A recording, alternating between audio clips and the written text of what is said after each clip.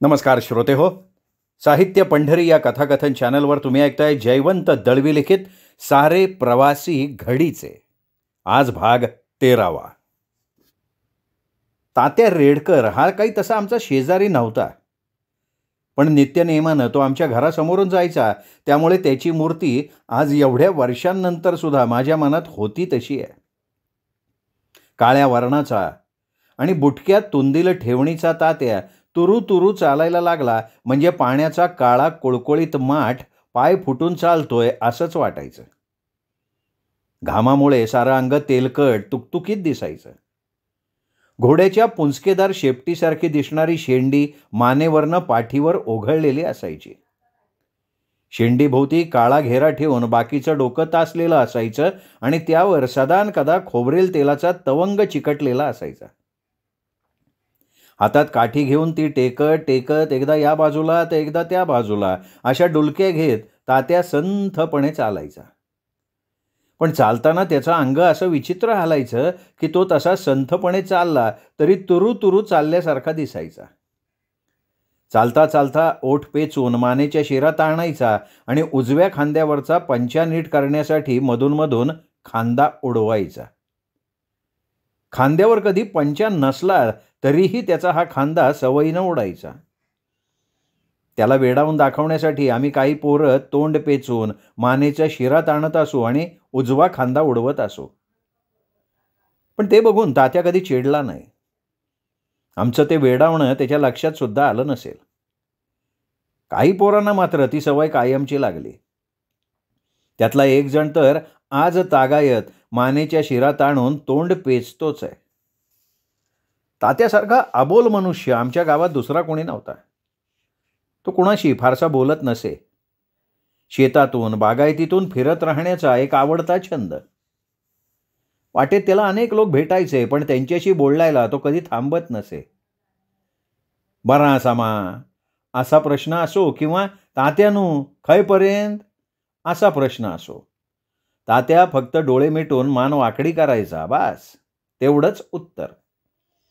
तोंडातून कधी ब्र निघत नसे आणि आपण असं मौन का पाळतो याची तो कधी जाहिरातही करत नसे. आमच्या घरी देवकार्य असलं आणि आमच्या नेहमीच्या ब्राह्मणाच्या घरी अडचण असली म्हणजे तात्या ब्राह्मण म्हणून यायचा. यथेच्छ जेवायचा, पण त्याच्या तोंडून एक शब्द बाहेर येत नसे. गुळवणीचा किंवा कढीचा भुरका मारल्याचा आवाज येईल ना तेवढाच. शेवटी तोंडातून येणारा आवाज म्हणजे ढेकरांचा. त्या पलीकडे तोंडातनं दुसरा आवाज नाही. पण कधी कधी राहावलं नाही म्हणजे मात्र तो मोजक्या शब्दात बोलायचा. देवकार्याचं जेवण झालं म्हणजे पानाची पेटी ओढून 2 पानं उचलायचा. एकदा त्याला पेटीत कच्ची कोवळी पानं आढळली तेव्हा न राहून तो बोलला, आपू पानवेलीवरची पानं तू काढलंय वय, तर काय झाला? छा छा छा, अरे टाकलो हात आणि वारबाडली पानं, असा करू नये रे.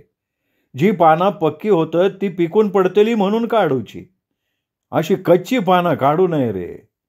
अरे पानवेल झाली म्हणून काय झाला? तिच्या अंगावरची कोवळी पोरा तुम्ही काढून घेतल्या तर तिका काय वाटत सांग बरे. मुक्या प्राण्यांनाच नव्हे तर झाडावेलींना सुद्धा माणसांसारख्या भावना असतात असं तात्याला वाटायचं. त्यामुळे झाडाझुडपांशी गाईबैलांशी तो दयाळू वृत्तीनं वागायचा. त्यांच्याच संगतीत तो अधिक असायचा. माणसांची संगत त्याला फारशी मानवत नसे. तपकीर म्हणा किंवा विडी म्हणा, त्याला कसलंही व्यसन नव्हतं. तंबाखूचा वास नाकात बसला की झाडांच्या फुलांच्या वातीच्या वासाला नाक मुकलं असं तो म्हणायचा. इतरांपेक्षा अगदी वेगळ्या अशा या मतांमुळे तात्या रेडकर हा हापमॅड तात्या म्हणून आमच्या गावात ओळखला गेला. त्याच्या उभ्या हयातीत या एकाच नावानं त्याची अवहेलना झाली. रेडकर हे त्याचं आडनाव होतं हे सुद्धा अनेक लोक विसरून गेले होते. नुसत्या तात्या या नावानं त्याला कोणी ओळखतच नसे, पण नुसत्या हापमॅड या उपाधीनं मात्र त्याला प्रत्येकजण ओळखत असे. तात्याक बघेलय, खयचो तात्या? हापमॅड तर दुसरो खयचो रे, असा तात्या संबंधीचा संवाद त्यावेळी ऐकू यायचा. तात्याला हाफमॅड ही उपाधी प्रथम कुणी दिली, कधी दिली याचा तपशील कोणाला माहिती नव्हता, पण ती उपाधी मात्र नावा आडनावासारखी अव्याहतपणे वापरली जायची. तसं म्हटलं ना तर आमच्या बाजूचं हे एक वैशिष्ट्यच होतं. बहुतेक लोक बराच वेळ रिकामटेकडे, त्यामुळे एकमेकांच्या उणीवा हेरणं हे बहुतेकांचं आवडतं काम. काही विशेष उणीवा दिसल्या की कोणीतरी पटकन एक उपाधी पिल्लू सोडल्यासारखा सोडायचा, मग बघायला नको. ती उपाधी त्याला जन्मभर चिकटायची. हाफमॅडसारखी उपाधी असलेले अनेक लोक त्यावेळी आमच्या गावात होते. नाय भाऊ या नावानं ओळखला जाणारा एक भाऊ आमच्या गावात होता. नाही म्हटल्यासारखी त्याची मान सारखी लटालटा हलायची, म्हणून त्याला नाय भाऊ असं नाव पडलं. मुंबईला गिरणीत किंवा रंगकामात 4 दमड्या कमवून आपली कोकणी भाषा अर्धवट विसरून काही कुळवाडी लोक गावी यायचे. आता थोडा पैसा असायचा, त्यामुळे स्वाभाविकच त्यांना एखादा जमिनीचा कुणगा विकत घ्यावा असं वाटायचं. अशी गिऱ्हाईकं नेहमी या नाय भाऊच्या गळाला लागत. नाय भाऊ हा बामण. स्वच्छ कपडे परिधान करून तो ओट्यावर बसलेला असायचा. बैठं उतरत्या फळीचं मेज समोर असायचं, त्यात स्टॅम्प पेपर तयार असायचे. गिऱ्हाईक आलं की भाऊ स्टॅम्प पेपर काढायचा. बोरू घेऊन मोडीत कुरू कुरू लिहायचा. शाईवर काळी वाळू टाकायचा आणि शाई वाळते न वाळते तोच जमिनीचे पैसे मोजून घ्यायचा.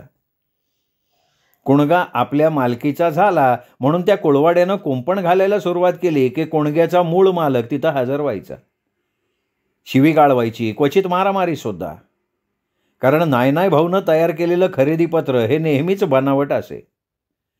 सोम्याची जमीन गोम्याला, सोम्याला त्याचा पत्ताच नाही. गोम्याचे पैसे मात्र नाय भाऊच्या कनवटेला. मग खरेदी खताची कटकट मागे पडायची आणि शिवीगाळीचे फौजदारी खटले सुरू व्हायचे. वर्ष 1.5 वर्ष कोर्ट दरबारात खेटे टाकायला लावून कुळाच्या डोक्यावरनं हात फिरवत झाला न झाला तोच दुसरं एखादं गिराईक बंदरावर हजर होई. कित्येक वर्ष हे अव्याहतपणे चाललं होतं, पण नाय भाऊचं काय नशीब होतं कोण जाणे. एकदाही तो स्वतः कचाट्यात आला नाही.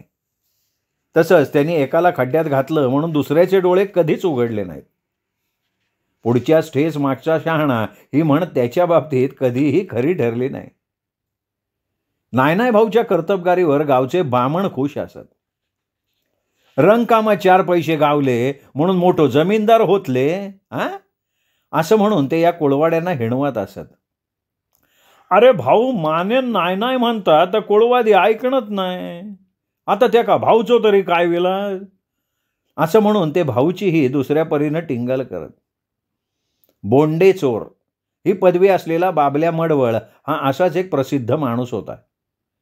मडवळाच्या घरात तो जन्माला आला खरा, पण त्यांनी स्वतःचं किंवा इतरांचे कपडे कधीही धुतले नाहीत.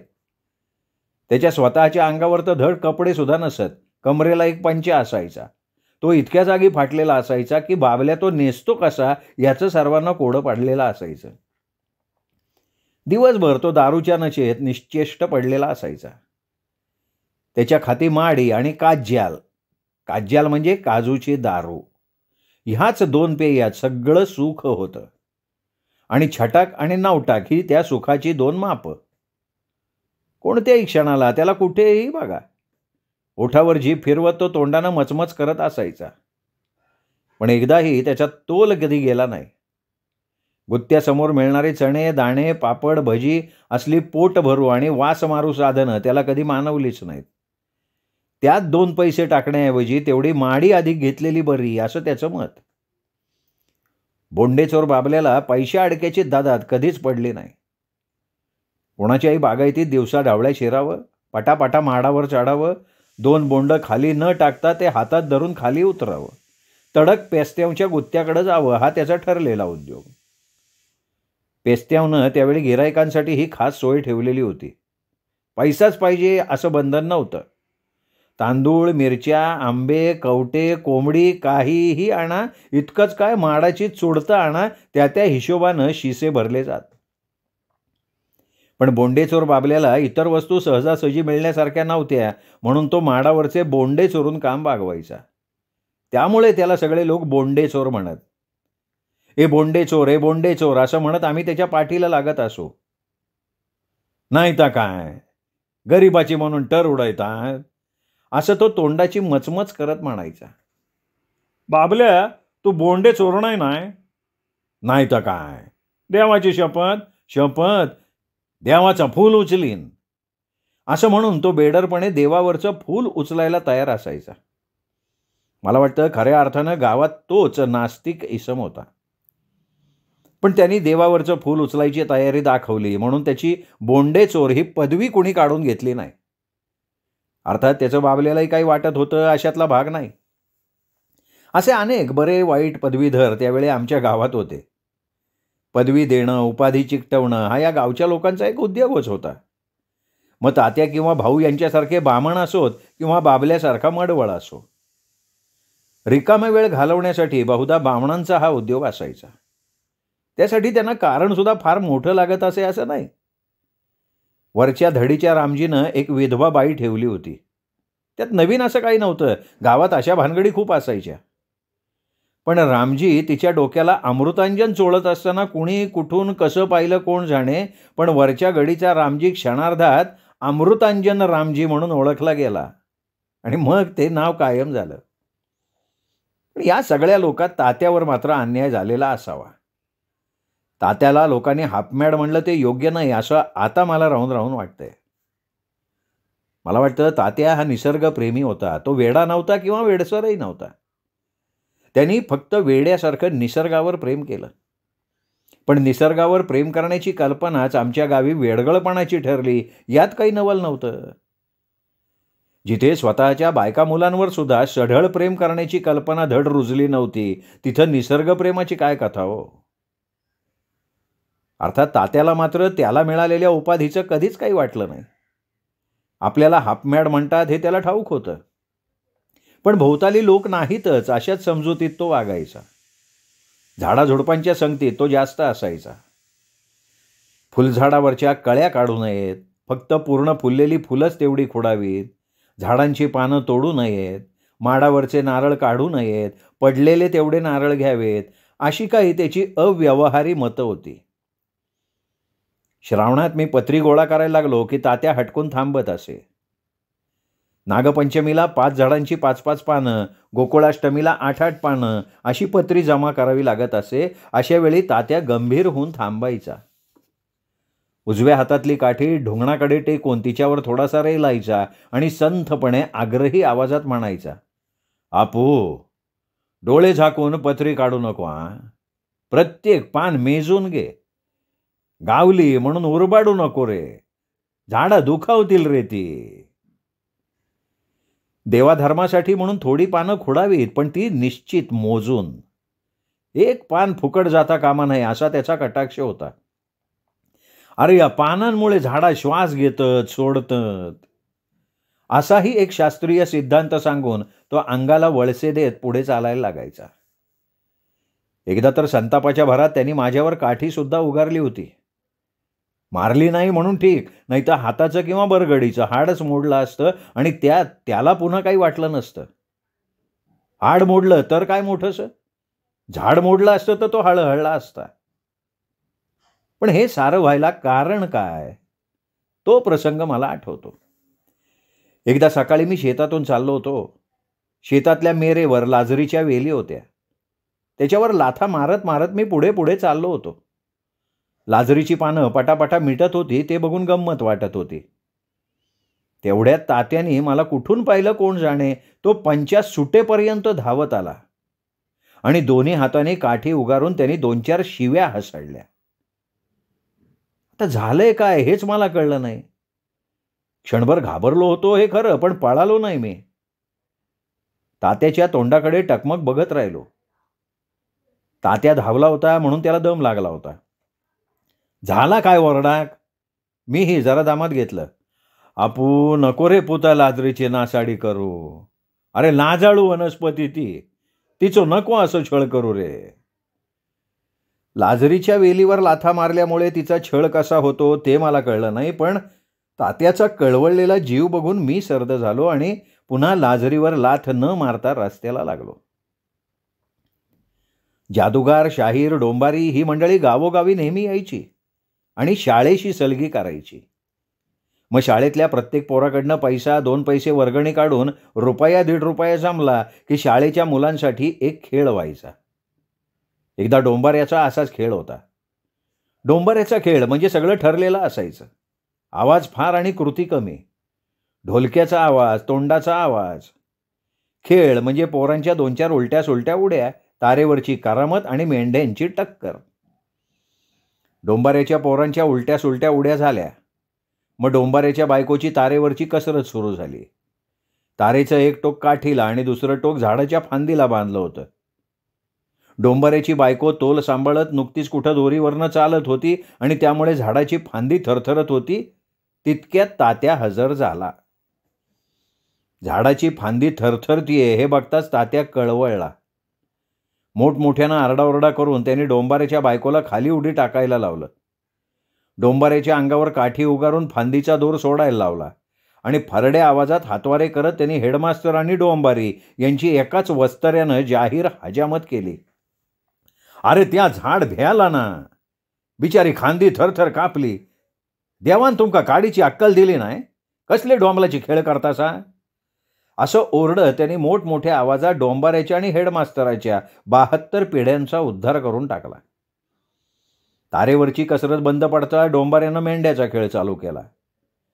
मेंढा समोरून धावत यायचा आणि डोंबाऱ्याच्या हातातल्या दगडावर टक्कर द्यायचा. त्या दगडाच्या ठिकऱ्या ओढायच्या. हा प्रयोग 3दा करण्यासाठी डोंबाऱ्यानं 3 दगड आणून ठेवले होते. पण पहिला दगड फुटताच तो दगड आपल्या डोक्यावर आपटून फुटल्याप्रमाणे तात्या कळवळून ओरडला, अरे गरीब जनावर रेता, नको छळू रेता का? असं मोठ्यानं ओरडत त्यांनी डोंबाऱ्याच्या कमरेला विळखा घातला. डोंबाऱ्यानं हातात घेतलेला दुसरा दगड त्याला शेवटी खाली टाकायला लागला, पण मेंढ्याला बिचारायला ते काही कळलं नाही. तो मेंढा सवयीनुसार धावत आला आणि लोक ओरडत असताना त्यांनी तात्याच्या ढुंगणावर धडक दिली. मग तात्या आणि डोंबारी दोघं कोलमडून पडले, पण दुखापत झाली ती तात्याला. तात्या महिनाभर झोपून राहिला आणि डोंबारी दुसऱ्या दिवशी आपल्या लवाजम्या दिवशी दुसऱ्या गावी चालता झाला. त्यानंतर जवळजवळ महिनाभर गाव नुसता हसत होता. हापमॅड तात्याची चेष्टा चालू होती. मेंढ्याची कवटी नाही मा फोटाक, अशी काही जणांनी कुत्सित चौकशी सुद्धा केली होती. पण तात्यानं मात्र ती चेष्टा मनावर घेतली नाही. बरा होताच तो पुन्हा हिंडा फिरायला लागला, पुन्हा निसर्गाशी एकरूप व्हायला लागला. मला आठवतंय, तात्या एखाद्या झाडाच्या सावलीत तासनतास मुकाटपणे बसलेला असायचा. जमिनीवरचा चारा निहाळायचा. झाडावरची फुलं नुसती हुंगायचा आणि गोंजारायचा. पहिला पाऊस पडला की सरी अंगावर घ्यायचा. भिके डोंगरी ही गावची स्मशानभूमी. पण तिथून गावची वनराजी दिसते म्हणून तो बराच वेळ त्या स्मशानात बसून राहायचा. जेवून झाल्यावर 2 घास कुत्र्यांना घालायचा आणि तोंडानं आ आ आ करत 4 शीतं कावळ्यांसाठी शिंपडायचा. शेतात चरणाऱ्या गाई म्हशींच्या पाठीवरनं हात फिरवायचा. पण पुढे अशा प्रेमापोटीच त्याचं मरण ओढवलं. दुलाजीचा मुलगा यम हा संध्याकाळी गुरं घेऊन घरी यायचा, पण येताना आपल्या रेड्याच्या पाठीवर बसून यायचा म्हणून लोक त्याला यम असं म्हणत होते. एकदा तात्यानं ते पाहिलं. तो तात्काळ चिडला. दुलाजीच्या पोरानं आपला भार रेड्याच्या पाठीवर टाकावा हे तात्याला सहन झालं नाही. काठी उगारून तो यमाच्या अंगावर धावला, पण रेड्याचा काय समज झाला कोण जाणे. त्यांनी तात्याला शिंगावर घेतलं आणि सपशेल खाली आपटलं. तात्याच्या मांडीला आणि बरगडीला इजा पोचली आणि त्यातच तात्याचा अंत झाला. पण यावरही लोक हसले हो. श्रोते हो, हा होता सारे प्रवासी घडीचे या जयवंत दळवी लिखित कादंबरीचा 13वा भाग. 14वा भाग उद्या. तोपर्यंत नमस्कार मित्र.